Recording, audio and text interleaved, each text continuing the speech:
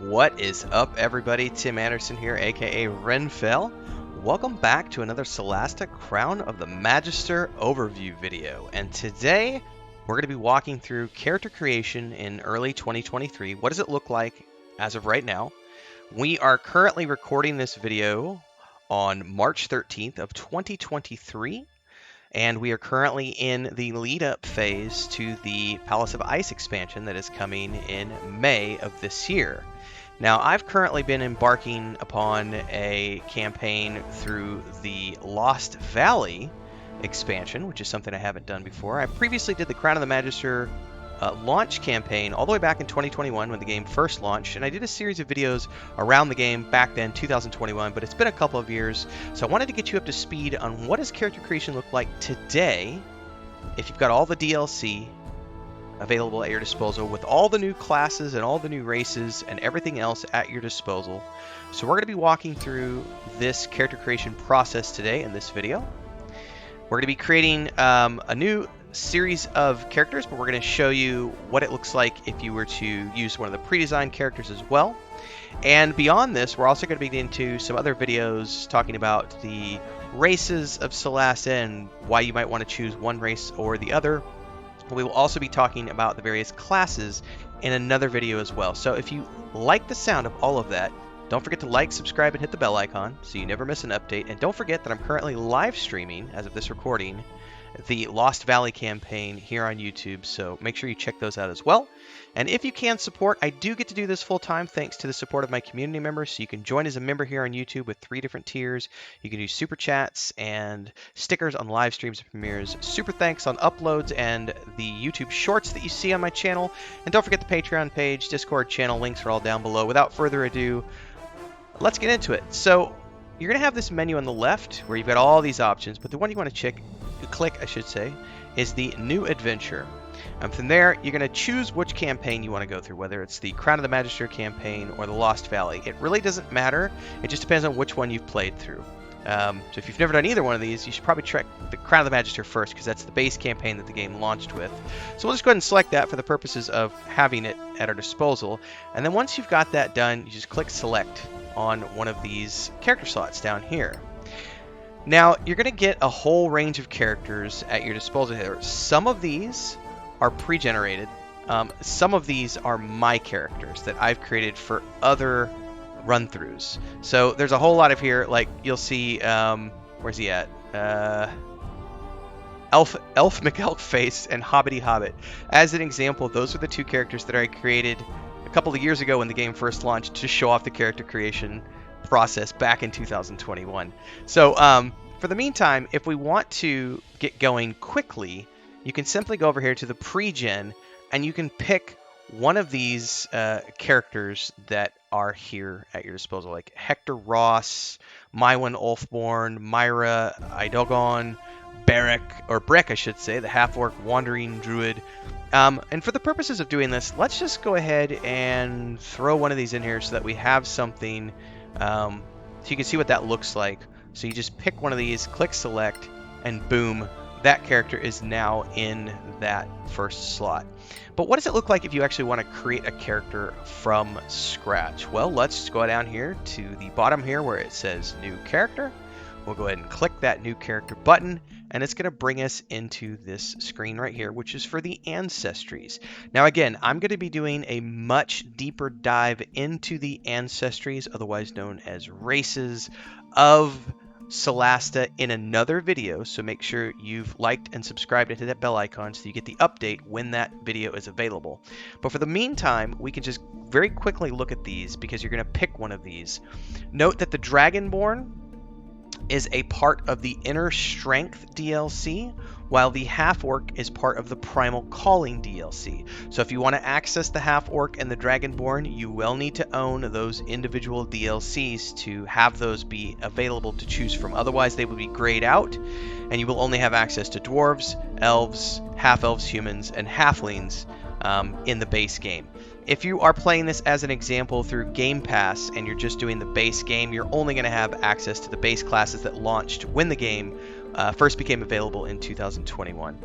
So with each of these ancestries races, most of them will have, well, I should say most of them. Some of them will have a option to choose from. So like the dwarves, you have either the hill dwarf or the snow dwarf. And you'll want to pay attention to the lineage features down here because those change based on which version you're going to be choosing. But you can quickly see all of the options that you have here available. Look through these all. The Dragonborn have an ancestry that you can choose from. Half-elves get those things. Half-orcs have this. Humans, high elves or sylvan elves, and then of course you have your halflings, which you have your option between the marsh halfling or the island halfling. So for the purposes of this, let's just choose a human since they are typically the easiest of the races to create when you're getting going in any game, whether it's this game, Baldur's Gate, Dragon Age, you know, Pillars of Eternity, Wasteland. You know, you pick your CRPG. The human is always going to be the easiest to choose from. It says here, originally born on Tirmar and brought to Solasta before the Cataclysm, humans have adapted to their new world thanks to their unique talents. They are able to live anywhere and take any job, and they are versatile above all else. They get a +1 to all ability scores and get to have common and one language of choice. So once you've chosen this, you can also choose whether or not you want to be a male or a female. And once you've done that, you just click next. And that's going to bring us to the class selection. Now again, I'm going to have another video that dives into all of the classes of this game later on here on my YouTube channel, so make sure you're following along so you get the update when that video is available. But essentially, if you're playing the base game, you get the cleric, the fighter, the paladin, ranger, rogue, wizard, and I believe you get the sorcerer as well, because that was a freebie that they threw in. Then you get the barbarian and the druid as part of the Primal Calling DLC, and the bard, as well as the monk and the warlock, which became available with the Inner Strength DLC. Now, I've actually never played a bard in this game, so why don't we go ahead and click the bard and make a bard character. Now, once you've clicked on a class, you get the option to show the features granted at higher levels, and you can also get to check out the subclass choices, which are granted at level 3. So let's just say higher levels. What do I get at higher levels? As well, at level 2, you get Song of Rest, Jack of all trades. Level 3, you get Expertise, Bard Colleges. Level 4, Ability Scores, so on and so forth, all the way up to level 12, which is the max level in this game. You also get to check out the Bard Colleges and what those look like. Notice that because this was part of a DLC, some of these came with that DLC, and another one became available with the Lost Valley expansion as well. So once we've chosen that, notice over here on the right-hand side, it gives you all the information of your character, and then it says Class Equipment. But then there's a button that says Edit Equipment, which means you can actually go down in here and choose what instrument do you want. You can also choose what weapons do you want rather than the ones you originally come with, and that goes for any of the classes that you choose from. You can choose your equipment choice. I'm actually going to choose the Entertainer pack, I think. Ration pouch, backpack, noble clothes, potion of healing, thieves' tools. No, we'll stick with the diplomat. We'll just go ahead and validate that. And then we'll click next to go to the next part of the character creation process, and from here you get to choose your background. And again, most of these were available with the base game. The Wanderer became available with the Primal Calling DLC. You're also going to notice an eye for information here, and when you hover over this, it says this additional background is not associated with any specific quest line in the main Crown of the Magister campaign, so it's mostly just for roleplay purposes. The other ones, however, have components that can tie into the actual gameplay. So this character, let's say we're an artist. You have a creative talent, either inborn or developed through years of work and practice, that has provided you with a living, be it music, painting, sculpture, acting, or some other form of artistic expression. Your reputation has spread, and people will pay you for your work. So, now, if you've never done the background personality flags, these just are mostly the way your character presents themselves. They don't actually impact any of the dialogue per se. It's just a way of choosing a personality that represents the way your character talks in conversation choices. So my background personality would probably be egoism mixed with cynicism. And then we would probably choose pragmatism with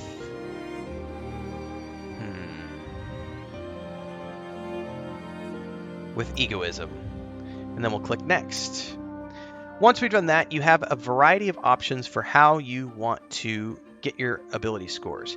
You could choose to re-roll the dice, like so, until you get what you want, and then you can then drag those down wherever you want. You can choose to choose the standard array, which gives you those, or you can choose to point by. Now, I'm a big fan of the point by because I like to come in here and give all my stats a base of 10. And then from there, I like to say, okay, what are my primary abilities? Well, I definitely know I'm going to need Charisma all the way up. I'm going to need my Dexterity all the way up. And I'm going to take my Constitution as high as I can as well. I still have one more point. Now, let's go ahead and put that into Intelligence. Yeah? No, we'll do Strength. Then we'll click Next. Now, from here, you get to choose your skills. And these are things that apply to a wide variety of situations, whether it's roles during the actual exploration of the world, roles that happen during combat scenarios, roles that happen in conversations, so on and so forth. So I'm going to want to choose acrobatics for sure, sleight of hand, and stealth. I'm just going to go ahead and choose all three of those since those are my primaries. Go from there. Now I can choose an additional language. I get an ancestry language. You'll notice again there's the I that says, although part of the rule set and valid for role-playing purposes, this element is not used in the Crown of Magister main campaign, but it is used in the Lost Valley DLC. So we would probably want to choose that, which I did, by the way, for Lost Valley. But since we're doing the base one, we're going to choose Elvish and Old Tirmarian. And then we're going to click Next. Now from here I get to choose a couple of class cantrips. This will be different for every type of class depending on whether or not you have access to spells or not, but this one has some spell abilities. So we would choose probably, Vicious Mockery. Oh yeah, for sure we're choosing Vicious Mockery. And quite possibly, ooh, it's interesting. What about Dancing Lights? No. Temporary Armor. No, we'll do Shadow Dagger. Now I have to choose 4 class spells. Very, very important here. I'm going to take Hideous Laughter. I'm going to take... I'm going to take Sleep. I'm going to take Bane. And I'm probably going to take... Let's see... We'll do Healing Word. Why not? Give me a chance to actually help out with the heals in the group. I could take Charm Person as well. Actually, we'll take Charm Person. Once we've done that, we go to the next. Get to put my name in. Barty McBardface. And you have an origin here, which just reflects what you look like. It doesn't actually affect any of your character stats or anything else. You can then choose your face, whatever you want your face to look like. We'll just go with face number 1. Change the skin tone if you would like.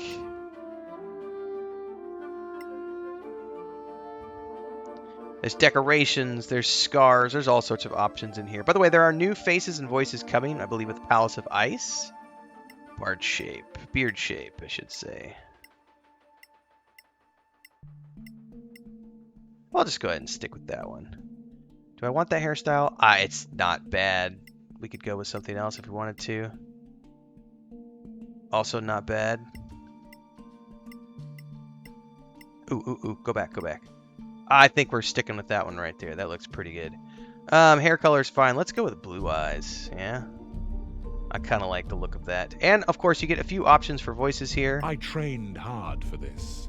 A cruel trap. Such athleticism. The fight is not yet over. We won't be fooled so easily. I'll go ahead and choose that one. You can choose your pronoun if you choose to. And from there, you just click Finish. And now that we have Barty McBardface, we need to find him. He's going to be in the personal. Or if you go to all, it'll show all. But just find Barty McBardface, select them, and boom, they are in here.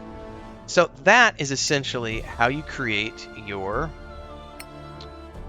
characters. We'll go ahead and fill this out real quick. We need some sort of a healer. Is there a cleric in here? There we go.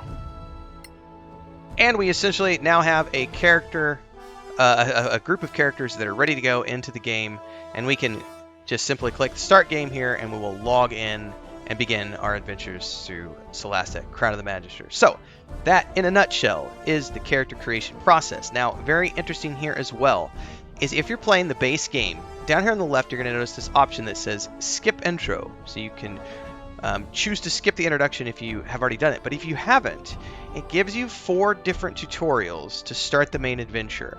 And it basically leads you through each one of these characters with a small little tutorial that will teach you how to play each one of these characters before you eventually gather together in a tavern setting and embark upon your adventure. It is highly worth doing if you've never played the game before. I highly recommend the intro. But if you've done it before, once is enough. So you can skip it if you've already done it. In the meantime, if you like this video, please do me a solid. Like, subscribe, hit the bell icon so you never miss an update as I continue to cover this game and all the other things that I do on YouTube, from RPGs, MMORPGs, tabletop games, books, TV shows, films, and all the other stuff I do. And if you liked what you saw here today, please consider supporting. You can do super chats and stickers on live stream premieres. You can do super thanks on uploads and YouTube shorts. You can join as a member here on YouTube with 3 different tiers and get access to private member videos. Plus, there is a Discord if you want to get involved with our tabletop world, the book series I have, and everything I'm working on with my wife and my brother with our point-and-click adventure game over there. There's also a Discord. Links are down below. Thanks so much for giving me your time today, everybody. Hopefully you're out there enjoying Solasta alongside me and all the other folks out there who love this CRPG. Until next time, stay safe and happy gaming.